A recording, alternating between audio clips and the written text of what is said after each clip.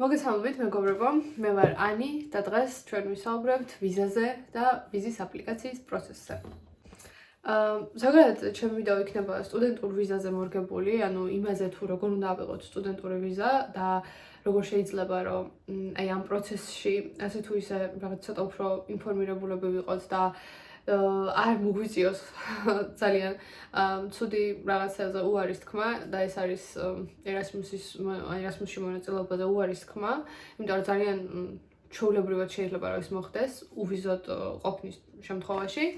ამიტომ ჩემი ვიდეო მოკლედ მთავარი რაზეც იქნება ორიენტირებული, იქნება ის რომ აი ზოგადი ინფორმაცია მოგცეთ იმასთან დაკავშირებით, თუ რას ვაკეთებთ ვიზის შემთხვევაში, იმისთვის რომ ვიზა ავიღოთ და კონკრეტულად ვიზა ავიღოთ ისეთი ქვეყნის ვიზა, რომლის საელჩოდ საქართველოში არ გვაქვს და მოკლედ მინდა რომ ამ თემებზე ვისაუბრო დღეს. ზოგადად მინდა რომ ამ ვიდეოში გაგიზიაროთ ჩემი რჩევებიც, ჩემ გამოცდილებაც ზოგადად და ყველანაირი ინფორმაცია, რაც ამ ყველაფერსთან მიმართებით მაქვს. მაგრამ ეს ვიდეო არ ვიცი, მგონია რომ ძალიან დიდი გამოვა, ამიტომ რამდენიმე ნაწილი იქნება და ვეცდები რომ აი მაქსიმალურად ამომწურავი ინფორმაცია არსებობდეს ჩვენთვის, ქართველებისთვის, იმას თაობაზე, თუ როგორ შეიძლება რომ ავიღოთ ვიზა იმ ქვეყნის, რომლის საელჩოც არ არის, ისე რომ არ წავიდეთ თურქეთში, სტამბულში და ეს ყველაფერი გავაკეთოთ ქვეყნიდან გაუსვლელად.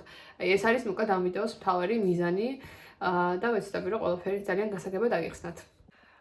პირველ რიგში მინდა გითხრათ ჩემი პირველი რჩევა ერთგვარი და ჩემი არ ვიცი ძალიან დიდი თხოვნა გაგიზიაროთ იმასთან დაკავშირებით, რომ ვიზის პროცედურები დაიწყოთ იმაზე ადრე, ვიდრე წარმოგიდგენიათ.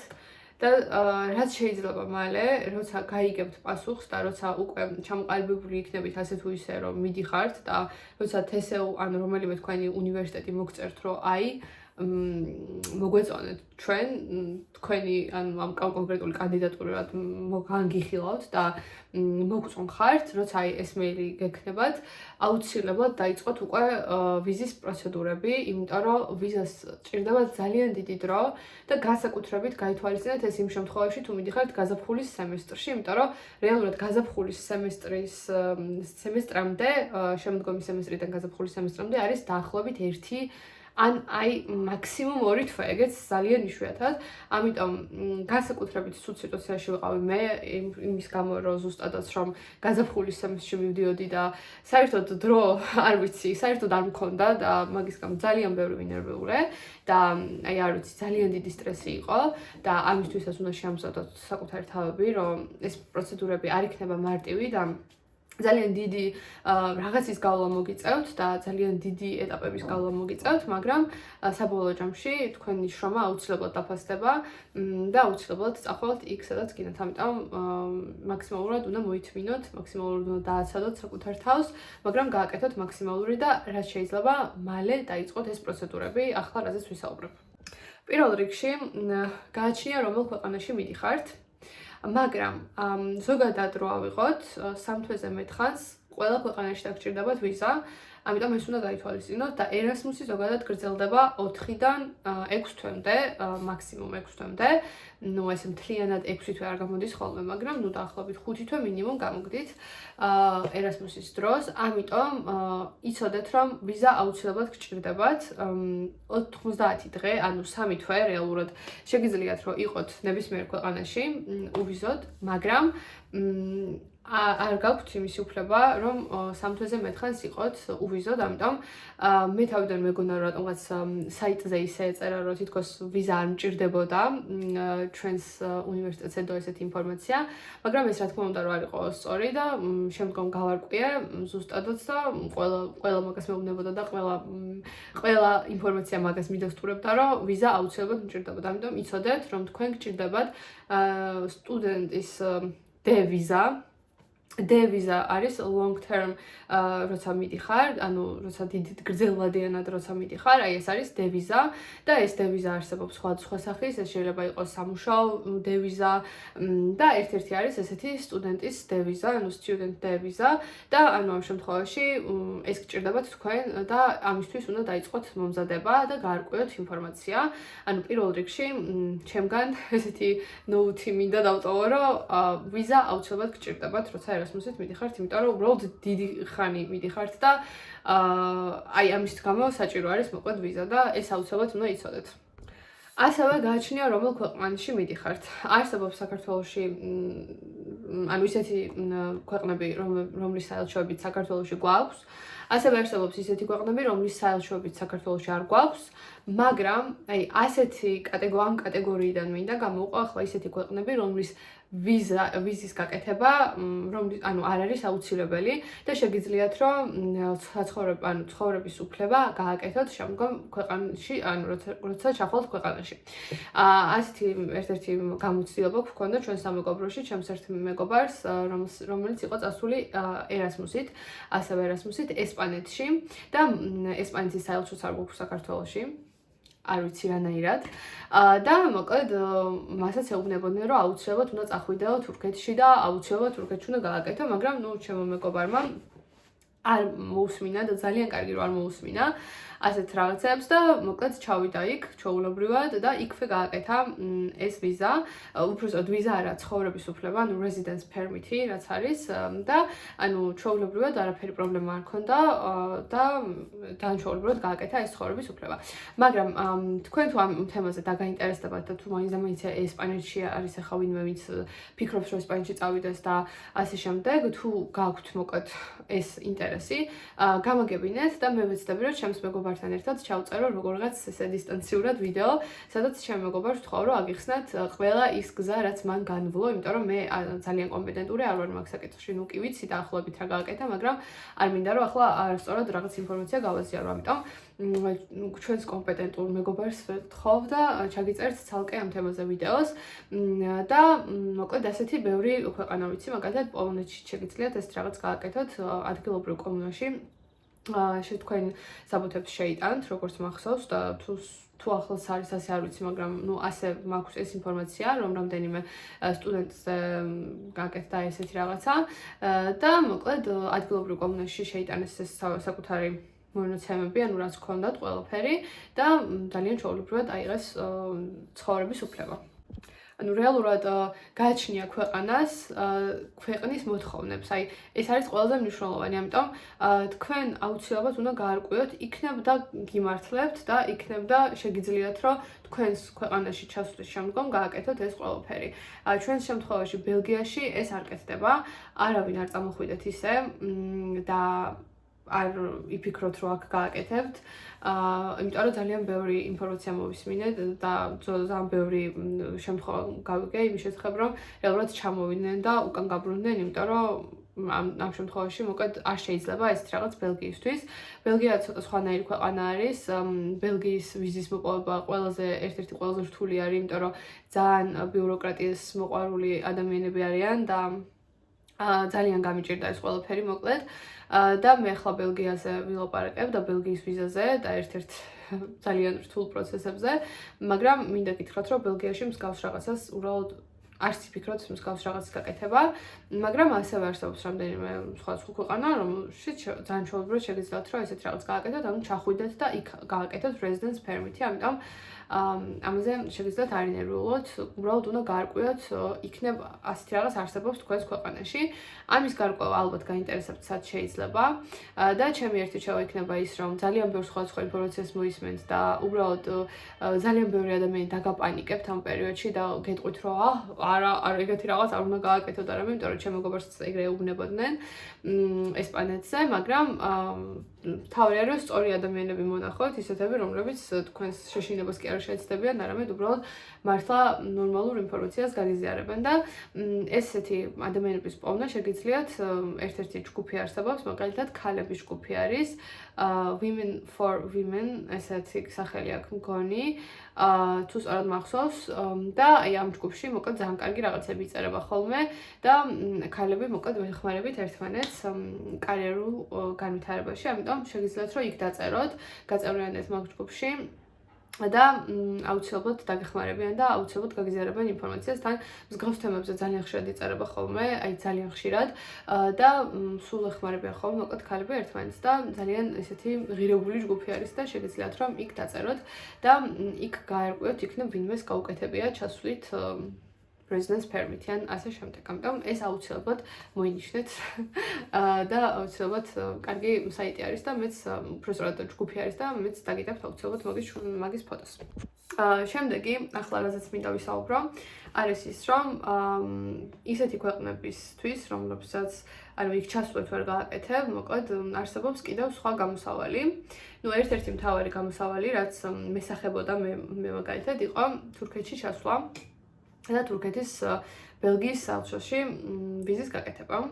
მაგრამ რა თქმა უნდა, ეს ყველაფერი დაკავშირებული არის ძალიან დიდ თანხებთან და მარტო თანხებიც რომ არა, ანუ თანხებთან ერთად იმასთანაც არის დაკავშირებული, რომ მე ამ ყველაფერს ვაკეთებდი სწავლასთან ერთად. ანუ მე არ მქონია ზაფხული, თავისუფალი, რომ ეს ყველაფერი გამეკეთებინა, ეს ყველაფერი ჩემთვის ძალიან სტრესული იყო, იმიტომ რომ თან მიწევდა შუალედურების წერა, ფინალურების წერა, სემინარებისთვის მომზადება და ამ შემდეგ და თან ამ ვიზის რაღაცების გავლა. ამიტომ ჩემთვის აი თითქმის შეუძლებელი იყო, რომ ავსულიყავი სადღაცაც სწავლის პერიოდში, თურქეთში, სტამბულში და იქ გამეკეთებინა ვიზა. ამიტომ ძალიან რთული იყო მოკლედ ეს ყველაფერი და ჩემთვის თავარი იყო, რომ რაღაც ალტერნატიული გზა მომეძებნა იმისთვის, რომ რაღაცნაირად გამეკეთებინა ვიზა ისე რომ ანუ არ დამეტოვებინა მოკლედ ქვეყანა და უბრალოდ წავსულიყავი უბრალოდ ამ საქართველოდან მეწვალა უფრო სწორად და არ წავსულიყავი თურქეთში რა. ეს იყო ჩემთვის მთავარი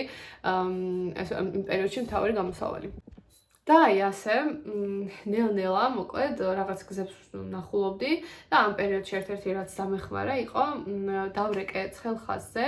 ეს ცხელი ხაზი იყო თუ სწორად მახსოვს საგარეო საქმეთა სამინისტროს მგონი, აი მართლა არ მახსოვს, მგონი ესე იყო და მაგათთან დავარეკე და ვუთხარი რომ მეთქი აი მივდივარ ბელგიაში სასწავლებლად, მოწვევის წერილიც მაქვს, აი ყველაფერი მოგვსკო, უბრალოდ ვიზა მჭირდება მეთქი და თუ შეიძლება რომ მითხრათ როგორ შეიძლება ვიზის გაკეთება. და მოკლედ იქ ველაპარაკე ერთ-ერთ გოგონას და იმან ძალიან კარგად დამარეკა რომ ჩამიგდო ლინკები, სადაც შემეძლო რომ ესე ვთქვათ ონლაინ ანუ მაგრამ ონლაინ რეალურად არა და მოიყვებით რატო არ იყო ეს ონლაინ გაკეთება, მაგრამ ნუ ქვეყნის დატოვების გარეშე შემეძლო ამ ყველაფერს გაკეთება და ასე გავიგე ერთ-ერთი კომპანიაზე, რომელსაც ქვია VFS Global-ი და აი ამ კომპანიაზე აქედან გავიგე, რომელიც დამეხმარებოდა რომ ესე ვთქვათ დისტანციურად გამეკეთებინა ის ყველაფერი, რაც უნდა გამეკეთებინა რეალურად ჩასვლით რა. ეს იყო მთავარი მიზანი. რა არის ახლა VFS Global-ი? VFS Global-ი ეს არის ვიზის აპლიკაციის ცენტრი, ასე ქვია. და ეს VFS Global-ი ეხმარება ადამიანებს, რომ გააკეთო ვიზა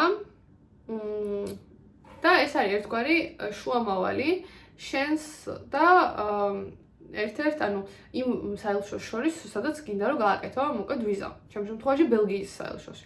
ანუ ეს არის შუამავალი, რომელიც არის შენ და საელჩოებს შორის. და ნუ ეს გეხმარება ყველაფერში რა მოკლედ. და ამ შემთხვევაში მე ვისარგებლე VFS Global-ის მომსახურებით, მაგრამ მინდა გითხრათ ეს რაღაც, რომ ყველა საელჩოს რა თქმა უნდა არ ექნება VFS Global-ის მომსახურება, ამიტომ ესეც კარგად გაარკვევთ მაინც, იმიტომ რომ ეხლა მაგალითად ჩვენ ვიყავით, ანუ ჩვენ სადაც გავაკეთეთ ეს ყველაფერი იყო VFS Global-ის ბელგიის საელჩოსთვის, ანუ VFS Global-ის ერთ-ერთი ცენტრი იყო, რომელიც იყო ბელგიის საელჩოსთვის და შეიძლება რომ არ არსებობდეს, მოკლედ სხვა მაგალითად ნორვეგიის ცენტრი ან VFS Global-ი ნორვეგიისთვის ან ასე შემდეგ. ეს ყველაფერი თურქეთზე მოგსაუბარი, ან თურქეთში ხდება ესეც. თურქეთის VFS Global-ში ვიყავით ჩვენც. ვიყავით რა უფრო სწორად კონტაქტობდით ესე შორიდან. ხო და ეს აუცილებლად უნდა გაარკვიოთ და აი ზუსტად მე საგარეო საქმეთა სამინისტროს თუ რა მოკლედ რაც იყო რომ დავრეკე მაგათის ხელხალზე, მაგათთან რომ დაველაპარაკე და ასე შემდეგ, ანუ მაგათმა ძალიან კარგად დამეხმარეს და მითხრეს, რომ აი აქვთ ეს VFS-ის ცენტრი და აი აქ უნდა გააკეთოთ. ხო და თქვენს მაინც გაარკვიეთ რა იქნებ თქვენს გაგიმართლოთ და ეს VFS Global-ი არსებობდეს და თუ VFS Global-ი არსებობს, რაღაცა ძალიან დიდი საქმე უკვე გაკეთებული, ამიტომ რომ სულ მინიმუმ ჩასვლა არ მოგიწევთ რა ქვეყანაში და თურქეთში და ეს ძალიან მაგარი ნიუსი არის. მოკლედ VFS Global-ი რო გავიგე და რო გავიგერო თურმე აი ეს მჭირდებოდა, ეს იყო რაც მჭირდებოდა. ნუ მოკლედ ამის მერე უკვე იწყებოდა მეორე ეტაპი და ეს იყო უკვე საბუთების მოძიება, დოკუმენტების მოძიება, შესაბამის დოკუმენტების მოძიება და აქ მინდა გითხრათ, რომ ყველა ქვეყანას აქვს თავისი სტანდარტი, ყველა ქვეყანას ჭირდება შესაბამისი სპეციფიური დოკუმენტები და ესე არ არსებობს, რომ ეხლა მე მაგალითად ჩამონათვალს, რომ დაგიწერთ და რომ ვიტყვი თითოეულ დოკუმენტზე რაღაცას, რომ აი თქვენს აუცილებლად სხვა ქვეყანაში ეგ დაგჭირდებათ. რა თქმა უნდა, ეგრე არ არის და არ მოკლედ შეგიყვანთ ეხლა შეცდომაში. ბელგიაში ზუსტად ვიცი, რომ ეს სტუდენტური ვიზისთვის ეს ყველაფერი დაგჭირდებათ და რა ვიცი, ეს იცოდეთ, მაგრამ თუ მაგალითად სხვა ქვეყნის გინდათ, ცოტა სხვა დოკუმენტები შეიძლება გჭირდებოდეთ, ან რაღაცები არ გჭირდებოდეთ აქედან, იმიტომ რომ ბელგიას იმდენი უაზრო დოკუმენტი ქონდა, ეხლა რო წაგიკითხოთ, მიხვდებით, რომ აი ცოტა ვერ არიან რა. ხო, მოკლედ ხო და ეს იცოდეთ, რომ თქვენ საბუთების ჩამონათვალი აუცილებლად შეიძლება რომ სხვა იყოს და სხვა იქნება და ეს გაარკვიეთ მოკლედ და ამის გარკვევა შეგიძლიათ Google-ში. ანუ Google-ში უნდა იზრომიალოთ 24/7-ზე და ყველაფერს მიაგნებთ რა. ეს შემიძლია გითხრათ მხოლოდ იმიტომ, რომ ესე პირდაპირ ვერ ვიტყვი ხო ვერაფერს. ხო, მოკლედ ახლა აქ მაქვს კომპიუტერი და კომპიუტერიდან წავიკითხავ ყველა იმ მოკლედ რაც ქვია დოკუმენტის შესახებ, რაც აუცილებლად დაგჭირდებათ ბელგიის ვიზისთვის და ნუ არა მარტო ბელგიის ვიზისთვის რა რაღაც აქედან რაღაც დოკუმენტები არის ისეთი, რომელიც ყველგან დაგჭირდებათ და გეტყვით. რა დოკუმენტებიც არის ეს. კარგით, დავიწყოთ ახლა და მივყვეთ ყველა დოკუმენტი განვიხილოთ ძალიან დეტალურად რა არის, როგორია, როგორი უნდა იყოს და როგორ უნდა გავაკეთოთ. აი ეს არის მნიშვნელოვანი. პირველი და ხო, კიდევ რა უნდა მეთქვა. აუცილებლად გაითვალისწინეთ ის, რომ ამ დოკუმენტების კითხულობ იმის მიხედვით, როგორიც უნდა, ანუ რა თანმიმდევრობითაც უნდა გეწყოთ თქვენს ფოლდერში. და ხო, პირველი რა უნდა იყოს, მეორე რა უნდა იყოს, ახლა ასე ვკითხულობ რა. ამ მოკლედ ამის ფოტოებს ჩაგიცვალთ აუცილებლად და ხო, ესეც მნიშვნელოვანი არის, რომ გქონდეთ. მოკლედ, პირველი რაც აუცილებლად გჭირდებათ, ეს არის თქვენი ვიზის აპლიკაცია. და რა არის ახლა ეს ვიზის აპლიკაცია? ვიზის აპლიკაცია, ну კონკრეტულად ახლა ბელგიის ვიზის აპლიკაციაზე ვსაუბრობ, მაგრამ ყველა ქვეყანაში აუცილებელი იქნება, დარწმუნებული ვარ, ვიზისთვის და ეს არის აპლიკაცია, რომელიც ბელგიის შემთხვევაში ვნახეთ Visa on Web-ზე, ამებსაც ყველაფერს ჩაგისვავთ, რა თქმა უნდა, და ეს Visa on Web-ზე ვნახეთ და აქ ჩვეულებრივად ქმნით თქვენს, ასე ვთქვათ, accounts, ჩვეულებრივად ანუ მეილით, ჩვეულებრივად თქვენი რა მეილსაც იყენებთ, ანუ არაფერი განსაკუთრებული არ გჭირდებათ. ადებთ პაროლს, შედიხართ თქვენს გვერდზე და იქ შეგიძლიათ დაიწყოთ ვიზის აპლიკაციის დაწყებას დააჭერთ და დაიწყებთ მოკლედ თქვენი ვიზის აპლიკაციის შექმნას. კითხვები ეხება არაფერს განსაკუთრებულს, გარდა თქვენს პირად ინფორმაციის. ანუ ეს არის მაგალითად რაღაც ჩემი მაგალითად პასპორტის ნომერი, პასპორტის რა ვიცი როგორ მიწერია სახელი და გვარი, რაღაცა პირადი ნომერი და რაღაცა როდის გაზდის პასპორტს ვადა და ესეთი რაღაცეები, ასევე ID ბარათზე რაღაცეები. კიდევ აუცილებელი ინფორმაცია ეს არის როგორც მახსოვს, მოკლედ თვითონ მიმღებ უნივერსიტეტზე ითხოვენ ინფორმაციას, ეს არის მაგალითად რა ქვია მიმღებ უნივერსიტეტს და ასე შემდეგ, ასევე დაფინანსებაზე იქნება კითხვები აუცილებლად და ასევე დაფინანსებასთან ერთად მნიშვნელოვანი არის თქვენი home university-ც, ანუ ჩემ შემთხვევაში TSU-ზე იყო რაღაც კითხვები, ასევე მაგათი მეილები და რაღაცა, მოკლედ ძალიან მარტივი კითხვები არის, არაფერი რთული არ არის, ასევე მოსანიშნი გექნებათ ისეთი გრაფა არის ერთ-ერთი, რამდენჯერ ანუ ერთჯერადი იქნება ეს ვიზა, თუ მაგალითად multiple და ეს ნიშნავს იმას, რომ მაგალითად ქვეყანას დაყოვებთ და მე ისევ შეხვალთ და გექნებათ. და მე გირჩევთ, რომ multiple მონიშნოთ მანდ, იმიტომ რომ რამდენჯერმე შეგიძლიათ, რომ მაგალითად საქართველოში ჩახვიდეთ და ჩამოხვიდეთ ისევ, ან მაგალითად საქართველოში არ და საფრანგეთში გადახვიდეთ, გადმოხვიდეთ, ან იტალიაში ან სადღაცაც, ხო? ანუ შეგეძლებათ, რომ წყნარად დატოვოთ ქვეყანა ისე, რომ არაფერი პრობლემა არ შეგექმნათ. ამიტომ ეგეც იცოდეთ, რომ multiple მონიშნოთ მანდ. და მოკლედ ამ ვიზის აპლიკაციაზე, როგორც უკვე გითხარით, აკეთებთ Visa on Web-ზე, განახებთ მე ფოტოსაც და ეს Visa on Web-ზე რო გააკეთებთ ამ აპლიკაციას, მე ეს აპლიკაცია მოგდით თქვენს მეილზე. ეს არის PDF ფაილი, როცა დაასაბმითებთ აუცილებლად და ამ PDF ფაილს მე ამობეჭდავთ თქვენ და აუცილებლად მოაწერთ ხელს დაათარიღებთ და ამ ვიზის აპლიკაციასთან ერთად უნდა დაურთოთ თქვენი ფოტოც, ეს ფოტო არის პატარა 3/4-ზე ფოტო და ესეც აუცილებლად იცოდეთ, რომ მოკლედ ეს ფოტო ძალიან მნიშვნელოვანი არის და ისეთ ადგილას გადაიღეთ, სადაც იციან როგორ უნდა გადაგიღოთ, იმიტომ რომ ახლა მაგალითად ბელგიას ქონდა რაღაც 5,000 მოთხოვნა, რომ რაღაც სახის სახე უნდა იყოს ფოტოს, რაღაცა აღარ მახსოვს როგორ ეწერა, რაღაცა 3/4 და თმა რომ აი ესე უნდა იყოს და არა ესე და რა ვიცი თვალები სად უნდა იყურებოდა და რაღაც და ნუ მაგ ყველაფერს მოკლედ უფრო კარგად გეტყვიან იქ ვინც გადაგიღებთ ფოტოს. ამიტომ ცოტა ისეთ ადგილას მიდით, რომ ასე თუ ისე ერკვევდნენ, იმიტომ რომ ხა მე მაგალითად გადავიღე, მე აღარ მახსოვს სად გადავიღე სამედიცინოზე გადავიღე მგონი და იქ ძალიან იცოდნენ რა მოკლედ, იმიტომ რომ მკითხეს რომელი ქვეყნისთვის გინდაო და ეს ძალიან მნიშვნელოვანია რა, რომ იცოდეთ სად გადაიღოთ ეს ფოტო. ხო, და მოკლედ ამ თქვენს ფოტოს არ ჩააკრობთ, არაფერი არ უქნათ, ჩვეულებრივად, უბრალოდ ჩადებთ ვიზის აპლიკაციასთან ერთად და ეს იქნება თქვენს ფოლდერში პირველი გვერდი, ანუ პირველივე, რასაც დაინახავენ, ეს არის ვიზის აპლიკაცია. ამის შემდეგ გადავდივართ უკვე შემდეგ საფეხურზე და ეს საფეხური არის მეორე, რაც გჭირდებათ, ეს არის ორიგინალი პასპორტი. ანუ მეორე რაც უნდა მოდიოდეს, აუცილებლად ეს არის ორიგინალი პასპორტი და ეს პასპორტი უნდა იყოს, უნდა გქონდეთ ისეთ ანუ გამოუყენებელი 2 ან 3 გვერდი აუცილებლად და არაფერი stamp არ უნდა გქონდეს, მოკლედ და აუცილებელი არის ასევე, რომ ეს პასპორტი იყოს ვალიდური. ანუ ეს წინასწარ იფიქრეთ ამაზე, რომ მაგალითად ორ თვეში პასპორტს ვადაგაზდის და მოდი მაინც გავგზავნი ამას ვიზისთვის, ანუ ეგეთ რაღაც არ გააკეთოთ რა, მოკლედ რაღაცა წყნარად რო იყოს 8-9 თვე მაინც მინიმუმ გქონდეთ. მე მაგალითად საერთოდ ახალი პასპორტი გავაკეთე და ასე შემდეგ. ხო, ესეც ძალიან მნიშვნელოვანია და ასევე ამის შემდგომ რაც უნდა მოდიოდეს, ეს არის თქვენი ასლი პასპორტისა და უღებთ მხოლოდ იმ გამოყენებულ გვერდებს რა, მოკლედ გამოყენებული რაც გაქვთ, ყველა გვერდი უნდა გადაიღოთ, რაც არ გაქვთ გამოყენებული არ არის საჭირო. კარგით, შემდეგ გადავდივართ შემდეგ ნაწილზე, ეს არის უკვე ID ბარათი და ამ შემთხვევაში ID ბარათი არ გჭირდებათ, რომ იყოს, არ უნდა გაატანოთ ეს ორიგინალი არ გჭირდებათ, ამასაც უნდა გადაუღოთ ფოტო.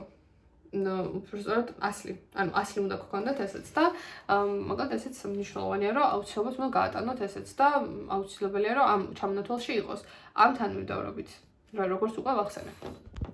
შემდეგი, რასაც ითხოვენ აუცილებლად, ეს არის ვიზის აპლიკაციის ფული. ვიზის აპლიკაციის ფული ეს არის 180 евро, ჩემ შემთხვევაში იყო 180 евро, რომელიც სტუდენტური ვიზის დროს რო არ გადაიხადო, არაფერი არ შავდება. ხო, ეს შეგიძლიათ მოინიშნოთ, რომ შეგიძლიათ არ გადაიხადოთ, მაგრამ მე ზოგადად ვარ ძალიან ფრთხილი ადამიანი და ძალიან მეშინოდა, რომ რაღაცას გამიპრობლემურებდნენ, თან განსაკუთრებით ისეთ რაღაცას, რაც ფულთან არის დაკავშირებული, ბიუროკრატია არის და 180 ევროს ეხება საქმე. ამიტომ მე რჩივნა, რომ წყნარად ყოფილიყავი და 100%-იანი წყნარად მშვიდად გამეგზავნა ჩემი საბუთები და რაღაცა ერთი პატარა ნაწილის გამო არ დავერიჯექტებინა, ესე ვთქვათ. ამიტომ მე მერჩივნა, რომ ეს 180 евро ჩემი სიწყნარისთვის გადამეხადა, მაგრამ ჩემთან ერთად ვინც არის ქართველი წამოსული, მოკლედ იმან არ გადაიხადა და ჩვეულებრივად ვიზა მაინც ჩაუტყეს.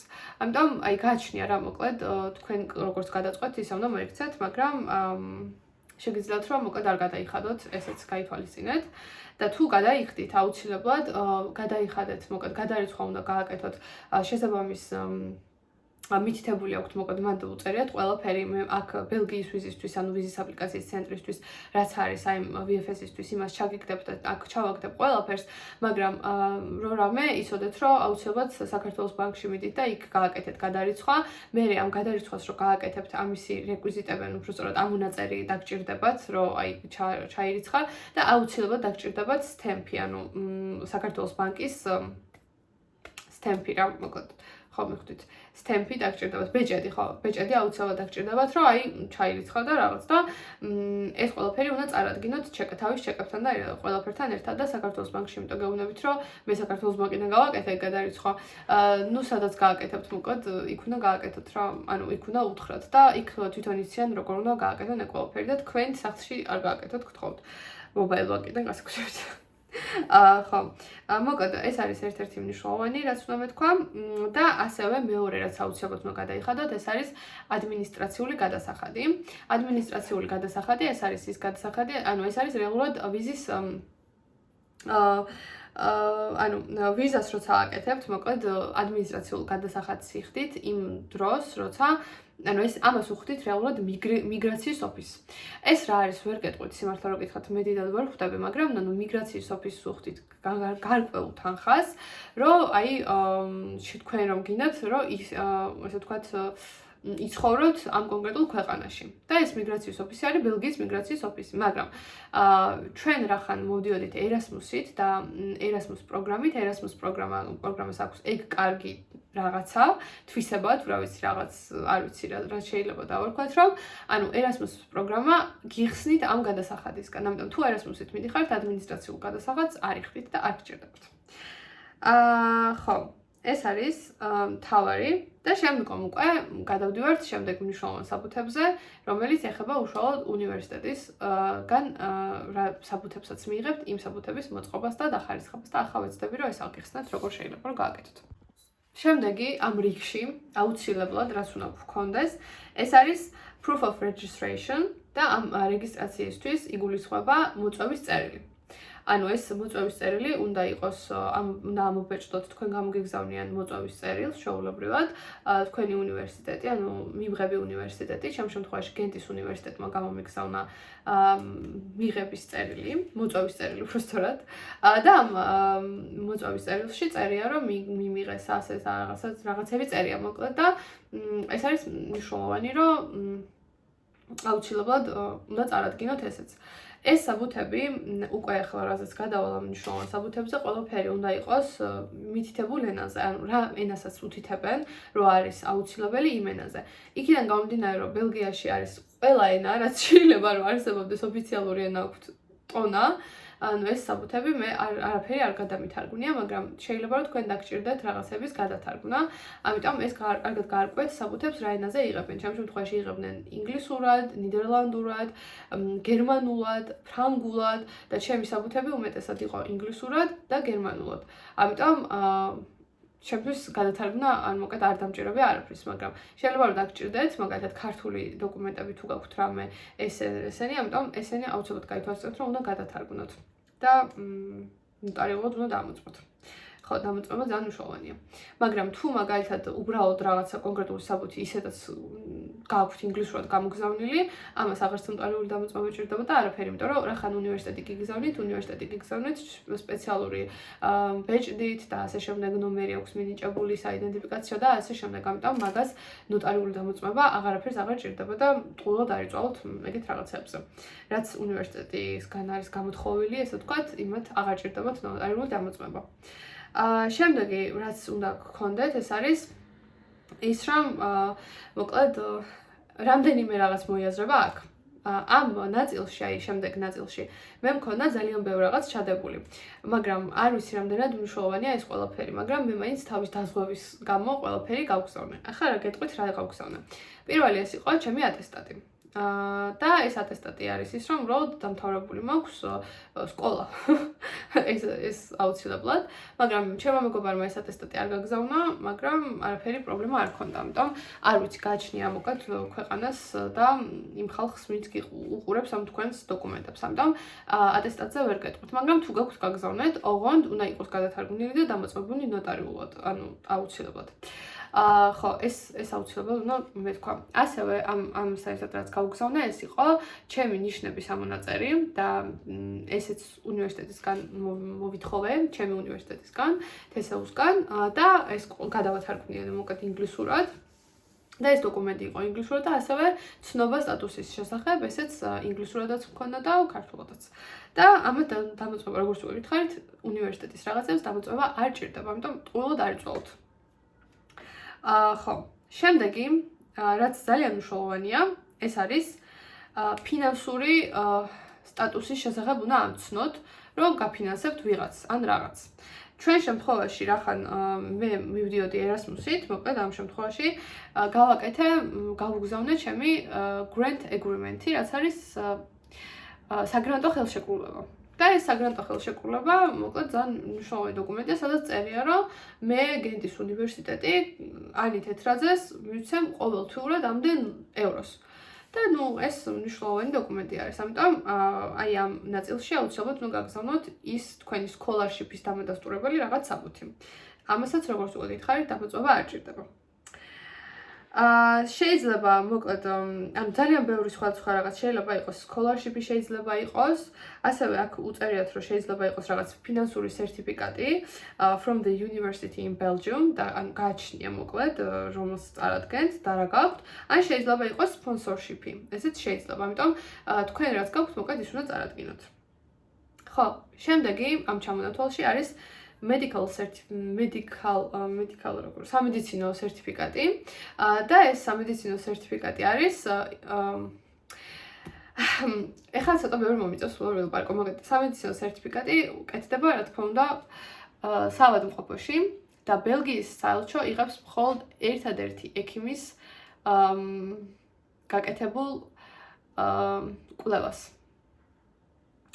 და არა მარტო ბელგიის, როგორც ვიცი, აი ამ ქალბატონს ენდობა მთელი ევროპა და მხოლოდ ერთ ადამიანთან, ერთ ქალთან შეგიძლიათ, რომ ბელგიის რაღაცები, ბელგიის და არა მარტო ბელგიის, ევროპის, მაგრამ ის გაარკვიეთ კარგად, იმიტომ რომ აქ ყველაფერი წერია კარგად,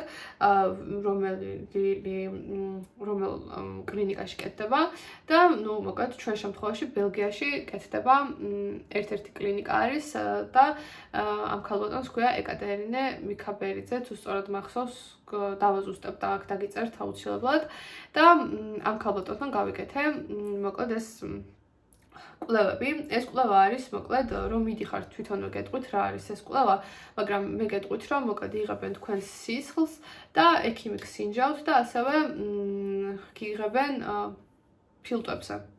და რაღაც მოკლედ ეს გჭირდებათ და ხო ესეც უნდა იცოდეთ აუცილებლად რომ ამის გარშე შეიძლება და ეს ქალი მე გიწერთ დასკვნას რომ აი არაფერი არ ჭირს და გადამდები არაფერი საშიში არ აქვს არც ტუბერკულოზი და არც სიფილისი და არაფერი და მოკლედ მე უკვე წყნარად შეგიძლიათ წახვიდეთ ბელგიაში. ხო ეს მნიშვნელოვანი ნაწილია.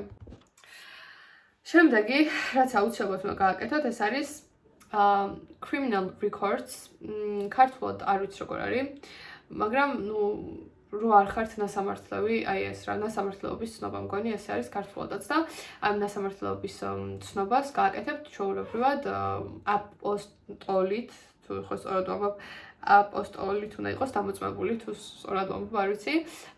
და 80 ლარი იღებს დაახლოებით, ხო და ინგლისურ ენაზე უნდა იყოს და ამ აპოსტოლით უნდა იყოს დამოწმებული და სხვა არაფერი არ გჭირდებათ. ამას ონლაინ შევუკვეთავთ თქვენ. ხო, ონლაინად შეგიძლიათ მიხვიდეთ, შეგიძლიათ ონლაინად შევუკვეთოთ. შემდეგი, აუცილებლად, რაც არ უნდა გავიწყდეთ, ამის შემდგომ მოდის დაზღვევა. და ეს დაზღვევა მე გირჩევდით ერთ-ერთ კომპანიას, რომელიც მომენტალურად გიკეთებთ დაზღვევას, ეს არის Swiss Care. და ამასაც დაგიწერთ და აქ შეგიძლიათ რომ მთელი ანუ ბელგიაში სანამ ვარ ახლა მაგალითად მთელი დღეები მაქვს ნაყიდი ანუ 5 თებერვლიდან 15 თუ 5 ივლისამდე მაქვს მგონი ნაყიდი და ანუ ეს არის ის პერიოდი სანამ მე ბელგიაში ვიქნები და მაგრამ შემიძლია ვიყო და ეს დოკუმენტი მოგეთ აუცილებლად უნდა წარუდგინოთ. ამასაც დამოწმება და არაფერი არ ჭირდება, უბრალოდ PDF-ზე მოგდით, ფულს რო გადარიცხოთ, PDF-ი მოგდით, რომ აი თქვენ შეიძინეთ ეს დაზღვევა და ამას ამობეჭდავთ და ჩადებთ ფაილში. ხო, და შემდეგ აქვს ესეთი რაღაცა other კატეგორია და ამ other კატეგორიაში მე გეტყვით რაები გავგზავნე. გავგზავნე რომ მქონდა სახლი ნაქირავები და დორმი რომ მქონდა ნაქირავები უნივერსიტეტის, აი მაგის დამადასტურებელი საბუთი მქონდა გაგზავნილი, ასევე მქონდა learning agreement გაგზავნილი და მგონი სხვა არაფერი აღარ მქონდა გაგზავნილი. ხო, აი ეს საბუთები მქონდა რეალურად გაგზავნილი. და ეს არის ის მნიშვნელოვანი საბუთები, მოკლედ რაც გჭირდებათ. აი აქ მე კიდევ ერთხელ ჩამოგიწერთ ალბათ ალბათ. და მოკლედ აი ეს ყველაფერი გჭირდებათ თქვენ ბელგიის ვიზის მოსაპოვებლად. ახლა მინდა მოგიყვეთ რა ხდება შემდგომ. მოკლედ მოვაგროვეთ ეს საბუთები. ამ საბუთების მოგროვებას სჭირდება დაახლოებით 2 კვირა. ყველაფრის ზუსტად კარგად დალაგებას და მოწესრიგებას დაახლოებით 2 კვირამდე ჭირდება. შეიძლება რომ უფრო მეტიც დაგჭირდეთ, ამიტომ წინასწარ მაგიტომ გეუბნებით რომ უნდა დაიწყოთ, იმიტომ რომ საკმაოდ ბევრი საბუთი არის მოსაგროვებელი.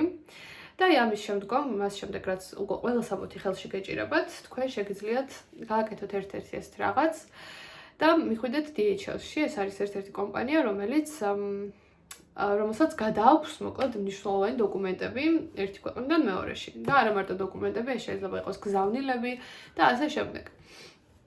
DHL-ში მე მქონა ძალიან კარგი გამოცდილება და ზოგადად ძალიან შემოყვარდა ეს კომპანია, იმიტომ რომ ძალიან კარგი მომსახურება მივიღე და ნებისმიერ ადამიანთან შემიძლია რომ გავუწიო ასე ვთქვათ რეკომენდაცია DHL-ს და თუ რაიმე მსგავს სიტუაციაში ხართ ახლა და არ იცით მიმართოთ თუ არა DHL-ს, ჩემი აზრით აუცილებლად უნდა მიმართოთ, იმიტომ რომ მე ძალიან კარგი გამოცდილება მქონდა და მოკლედ ძალიან კარგი მომსახურება გამიწიეს და ჩემს ზარებს უპასუხობდნენ მიუხედავად იმისა, რომ დღეში 100 ჯერ ვურეკავდი ნანერვიულები.